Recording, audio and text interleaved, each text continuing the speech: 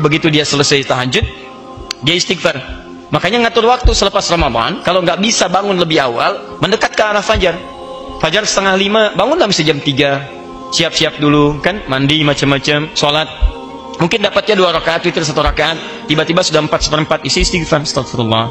Astagfirullah ya Allah, ampuni saya ya Allah. Ampuni saya ya Allah. Astagfirullah ya Allah. Astagfirullah. Astagfirullahumma rahmatak ya Allah. Mohon rahmatmu ya Rabb. Itu orang seperti itu. Allahu Akbar. Bahkan disandingkan nanti, itu amalannya disandingkan dengan orang jujur, orang infak dan sebagainya. Buka Quran surah ketiga ayat 17. Ya. As-sabirina was-sadiqina wal-qanitina wal-munfikina wal-mustaghfirina bil ashar. Itu mustaghfirina bil ashar, orang-orang yang rajin istighfar di waktu sahar, waktu menjelang fajar. Itu disandingkan dengan orang sabar. Disandingkan dengan orang jujur, sadiqina. Wal-qanitina disandingkan dengan orang khusyuk, yang sering tawakal kepada Allah. Disandingkan dengan orang infak. Jadi istighfar itu jangan dikira biasa. Amalan istighfar itu dahsyat, Pak. Dahsyat. Itu bisa senilai dengan infak, senilai dengan sabar, senilai dengan khusyuk kepada Allah. Makanya banyak para ulama kalau punya waktu singkat, dia ingin memohon dengan banyak, dia hanya akan istighfar. Seperti waktu singkat antara 2 khutbah Jumat itu. Makanya khatib mengatakan fastaghfiru, ayo istighfar aja, istighfar. Jadi kalau doa Anda terlampau banyak, Anda mendingan istighfar. Sebab istighfar itu ketika Allah ampuni dosa Anda, plus dengan mengabulkan segala keinginan Anda. Diberikan seketika. Kan saya pernah kisahkan dulu, kisah tukang roti dengan salah seorang imam besar itu, Imam Ahmad bin Hanbal. Pernah saya kisahkan kan? Ya, di seorang, Masya Allah, tiba-tiba Imam Ahmad diperjalankan oleh Allah ke satu tempat. Begitu jalan, capek, ya, beliau ingin istirahat, satu masjid. Begitu masuk, diusir oleh marbot masjid, imam besar. Karena cuma tahu aja Imam Ahmad, tapi nggak pernah melihat parasnya. Kan dulu belum ada media sosial. Ya, wah sekarang kan udah bisa bikin status. Tapi, masuk, ya lah, ukhruj, keluar. Lana astari, Imam Ahmad tahu hukum fikih, saya istirahat sejenak. La, barah. Kasar, barah. Barah itu udah kasar. Ukhruj itu keluar, barah kasar. Masya Allah, keluar, istirahat di luar di selasaran. Kata marbot ini, ente, roh, hena, roh. Ukhruj masih sopan. Barah kasar. Roh. Itu lebih kasar lagi. Roh.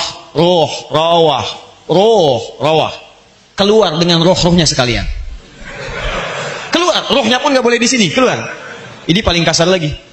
Jadi kalau Anda ke Mesir daerah itu, kemudian orang mengatakan roh, itu sedang marah. Roh, ente roh. Iya, saya punya roh di sini. Roh, saya punya roh. Gak usah dilawan, sedang marah.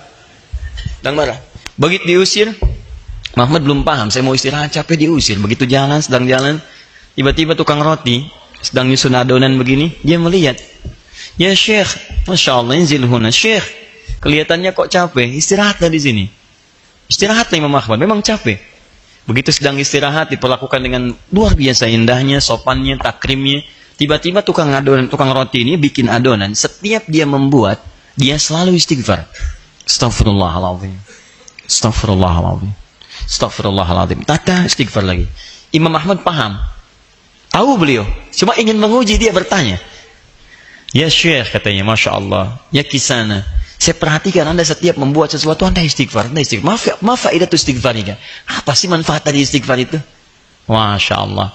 Wallahi, kata beliau ini, tidak pernah saya mengerjakan sesuatu dan saya selingi dengan istighfar, disandingkan dengan istighfar, kecuali Allah selalu kabulkan apa yang saya mohonkan kepada Allah. Cuman satu aja yang belum terkabul sampai sekarang. Apa itu? Wallahi saya bermohon kepada Allah supaya saya sebelum meninggal atau orang itu meninggal, saya berjumpa dulu. Saya ingin berjumpa dengan Imam Ahmad bin Hanbal. Sampai sekarang belum terkabulkan. Saya bermohon kepada Allah sebelum saya wafat atau sebelum sang imam wafat, saya ingin bertemu dengan beliau. Saya istighfar, belum terkabulkan. Kata Imam Ahmad, Allahu Akbar, mana? Ya Allah, rupanya ini yang memperjalankan saya dari tempat saya tinggal. Masuk ke masjid sampai keluar dari rumah Allah, ditempatkan di tempat Anda gara-gara istighfar kamu itu. Allahu Akbar. Jangan lakukan pada saya. Astagfirullah. Repot saya. Wah, biasa. Isi dan faedah istighfar itu tinggi. Salah satunya jadi penghuni surga tingkat 2, level kedua, VIP tinggi. Astagfirullah. Dan kita akan terjaga. Karena orang istighfar itu, dia mengembalikan kondisi dirinya dari yang kotor jadi baik. Dia tobat dari dosa. Jadi begitu dia bertobat, Allah bimbing dia, astagfirullah, astagfirullah. Karena istighfar itu kalau diucapkan dengan benar, itu energinya akan terhampar ke seluruh anggota tubuh kita dan menjaga kita dari maksiat. Demi Allah saya katakan, dan itu akan refleks segala apapun. Ya, apapun akan refleks. Bahkan Anda keluar masjid aja, kaki kanan yang keluar Anda bisa istighfar. Astagfirullah, salah. Harusnya kiri. Masuk kanan, begitu masuk kiri, astagfirullah, salah. Ya, pakai sendal mirip, ternyata punya orang, astagfirullah, salah. Jalan tuh. Nggak ada astagfirullah salah, pakai aja astagfirullah, astagfirullah, nggak ada begitu. Betul. Semua gitu ya, gambar yang macam-macam segalanya. Itu enak. Kalau udah terbiasa tuh enak. Astagfirullah, astagfirullah. Ke busway, di angkot, astagfirullah, astagfirullah, astagfirullah. Ya. Assalamualaikum, Waalaikumsalam warahmatullahi wabarakatuh. Bapak nama siapa? Astagfirullah.